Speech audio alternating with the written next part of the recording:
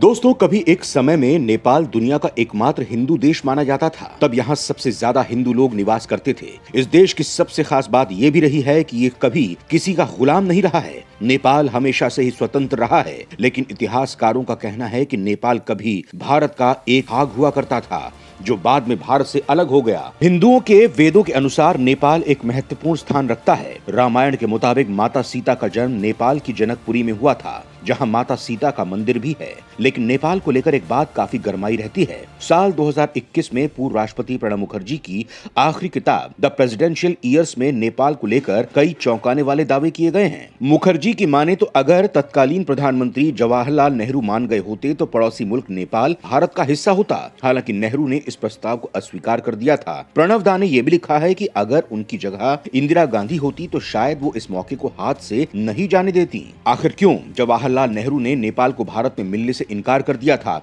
आखिर क्या थी वो वजह? इतिहास, राजनीति और भारत नेपाल संबंधों को बारीकी से जानने वाले विशेषज्ञ इस बारे में क्या कहते हैं, इस बारे में मैं आपको इस वीडियो में बताऊंगा, तो वीडियो को बिना स्किप किए अंत तक जरूर देखिएगा। इस मामले को जानने से पहले नेपाल के इतिहास के बारे में थोड़ा जान लेते हैं। नेपाल बहुत ही प्राचीन समय में अशोक साम्राज्य का एक अंग हुआ करता था। 3वीं शताब्दी में ही अशोक साम्राज्य ने नेपाल को अपने अधीन किया था। इसके बाद 4वीं शताब्दी में नेपाल राज्य समुद्रगुप्त की सार्वभौमिक सत्ता को स्वीकार कर लिया। 4वीं शताब्दी से लेकर 7वीं शताब्दी के शुरुआती समय तक समुद्रगुप्त ने ही नेपाल पर राज किया। इसके बाद 7वीं शताब्दी में नेपाल पर आधिपत्य जमाने के लिए तिब्बत ने हमला कर दिया और नेपाल पर अपना अधिकार जमा लिया। इन सभी हमलों के बाद नेपाल में आंतरिक संघर्षों के कारण बहुत ही अधिक रक्तपात होने लगा और 11वीं शताब्दी आते आते नेपाल में ठाकुरी वंश के राजाओं ने अपना अधिकार जमा लिया। इन सभी के साथ जब नेपाल में मल्ल वंश के सबसे प्रसिद्ध शासक यक्षमल ने लगभग 14 से 28 ईस्वी से लेकर 14 से 75 ईस्वी तक राज किया।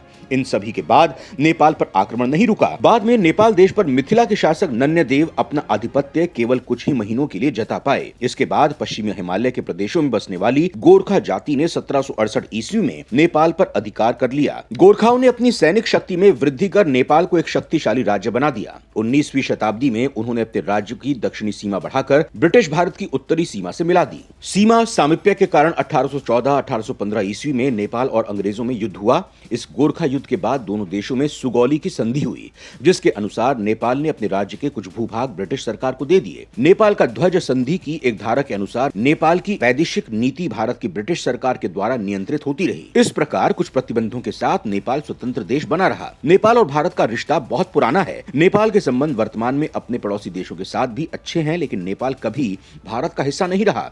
नेपाल हमेशा से एक पृथक राष्ट्र के रूप में रहा है। वहीं अगर हम बात करें जवाहरलाल नेहरू ने नेपाल को भारत में मिलाने से इनकार कर दिया था, तो इसे समझने के लिए पहले जरूरी है इस मुद्दे को पहले समझा जाए। नेपाल के भारत में विलय करने को लेकर नेपाल के राजा त्रिभुवन वीर विक्रम शाह ने नेहरू के सामने प्रस्ताव भी रखा था, लेकिन उनके प्रस्ताव को खारिज कर दिया गया। पूर्व राष्ट्रपति प्रणब मुखर्जी की ऑटोबायोग्राफी द प्रेसिडेंशियल ईयर्स में इस बात का उन्होंने जिक्र किया है। उन्होंने अपनी किताब में लिखा है कि नेहरू ने बहुत कूटनीतिक तरीके से नेपाल से निपटना चाहते थे। नेपाल में राणा शासन की जगह राजशाही के बाद नेहरू ने लोकतंत्र को मजबूत करने में अहम भूमिका निभाई। दिलचस्प बात यह है कि नेपाल के राजा त्रिभुवन वीर विक्रम शाह ने नेहरू को सुझाव दिया था कि नेपाल को भारत का एक प्रांत बनाया जाए, लेकिन नेहरू ने इस प्रस्ताव को अस्वीकार कर दिया। उनका कहना था कि नेपाल एक स्वतंत्र राष्ट्र है और उसे ऐसे ही रहना चाहिए। दूसरी तरफ जवाहरलाल नेहरू का यह भी सोचना था कि विलय जैसी किसी कदम से फिर अंग्रेजों और अमेरिकियों की दखलंदाजी से समस्याएं खड़ी हो सकती हैं। उस वक्त अंतर्राष्ट्रीय गठबंधनों की राजनीति चीन के खिलाफ थी और गोवा के विलय से भारत के खिलाफ विरोध था, जिसकी वजह से पंडित नेहरू नेपाल को भारत में मिलाने को संभव नहीं मान रहे थे। वहीं एक अन्य रिपोर्ट में भारत में पूर्व राजदूत लोकराल बरल के हवाले से कहा गया कि सरदार पटेल ने नेहरू के सामने नेपाल को भारत में मिला लेने का प्रस्ताव रखा था, लेकिन नेहरू ने इस सुझाव को खारिज कर दिया था। हालांकि इस दावे के कोई सबूत पेश किए जाने का कोई जिक्र नहीं है, लेकिन नजदीकी रिश्तों की बात 150 की संधि में जरूर थी, जो राणा के समय में हुई थी। भारत के प्रतिनिधि चंद्रेश्वर प्रसाद नारायण सिंह और उस वक्त के नेपाली प्रधानमंत्री मोहन शमशेर जंग बहादुर रामा के बीच शांति और मैत्री संधि पर दस्तखत किए गए। 1950 की संधि भारत और नेपाल के बीच राजनीतिक, आर्थिक और रणनीतिक संबंधों को परिभाषित करती है। कई नेपालियों को लगता था कि भारत ने राणा के खिलाफ गुस्से का फायदा उठाया लेकिन चीन में कम्युनिस्टों की जीत और उनके तिब्बत के खिलाफ बढ़ते कदमों ने हिमालयी क्षेत्र के समीकरण को बदल दिया। उस वक्त के बाद से अब तक नेपाल में कई राजनीतिक बदलाव हो चुके हैं और भारत के प्रति नेपाल की विदेश नीति भी बदली है। लेकिन अगर यहाँ ये बात करें कि नेपाल भारत का हिस्सा होता तो क्या होता? दोस्तों, अगर पंडित जवाहरलाल नेहरू ने राजा त्रिभुवन वीर विक्रम शाह का प्रस्ताव मान लिया होता तो आज भारत का नक्शा कुछ और ही होता। जैसा कि हम जानते हैं कि नेपाल हिमालय की गोद में बसा एक छोटा सा देश है। यहाँ के हसीन नजारे हर किसी का मन मोह लेते हैं। नेपाल साउथ एशिया का सबसे पुराना देश है और यहाँ 123 भाषाएं बोली जाती हैं। भारत और नेपाल ऐसे देश हैं जिन्हें आपस में सभ्यता और संस्कृति साझा करने की बहुत ज्यादा आवश्यकता नहीं है, क्योंकि दोनों देशों की संस्कृति और रीति रिवाज एक दूसरे से बहुत मेल खाते हैं। दोनों देशों के बीच धार्मिक, सांस्कृतिक और सामाजिक तौर पर साझी विरासत है। नेपाल की संस्कृति पर भारतीय, तिब्बती और मंगोली संस्कृतियों का प्रभाव है। नेपाल की संस्कृति विश्व की सबसे समृद्ध संस्कृतियों में से एक है। नेपाल की संस्कृति में शिष्टाचार, पोशाक, भाषा,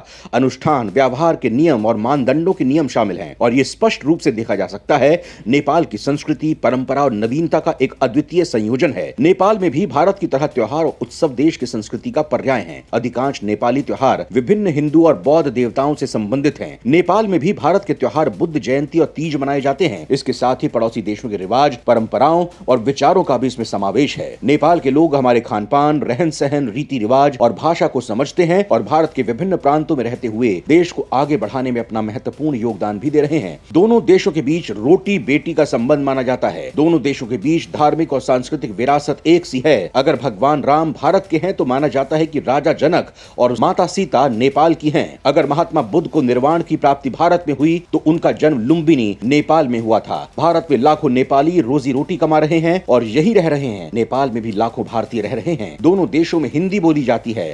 काशी का विश्वनाथ मंदिर और काठमांडू का पशुपतिनाथ मंदिर दोनों देशों की एकता को दर्शाता है।